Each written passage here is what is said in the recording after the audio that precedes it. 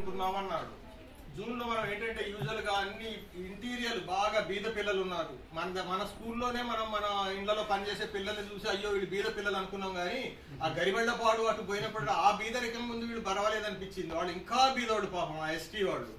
అట్లాంటి వాళ్ళకు కూడా ఈ సంవత్సరం మనము ఆ ఇంటీరియర్ ఏరియాలో ఇంకో కొంచెం ముందు కూడా కొన్ని స్కూల్స్ ఉన్నాయి. ఒకళ్ళ ద్వారా ఒక హెచ్ఎం ద్వారా సార్ మా పిల్లలు ఇంకా ఇంకా అని ఫోన్లు వస్తూ ఉంటే ప్రెసిడెంట్ గారికి ఈసారి ఆ కార్యక్రమాన్ని కొంచెం మనం ఎక్కువ సంఖ్యలో స్కూల్స్ కవర్ అయ్యేటట్టు చేద్దాం. మనం ఆ చేయడం ఆయన తాపత్రయం ఏంటంటే అరే ఇంకా మనం ఎక్కువ చెయ్యాలంటే మనకు తాహత లేదు. మన సబ్స్క్రిప్షన్ దీనికి బొటాబుటిగా నడిపించి తిరగేస్తున్నాడు మా ప్రెసిడెంట్ ధర్మారావు గారు. ఏదో అటు చేసి అటు గెలికి దాన్ని నడిపిస్తున్నాం మనం.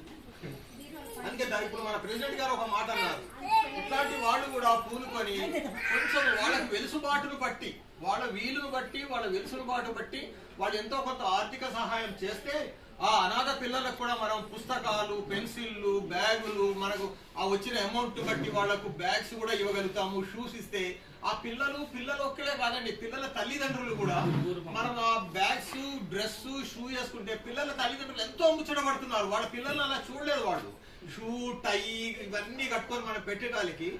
అలాగే ఆ పిల్లలకు కూడా కొంచెం ఏంటంటే మనం కూడా దేంట్లో వెనకలేము, ఒక ఆర్థికంగా వెనకున్నామని ఆ పిల్లలకి తెలవదు.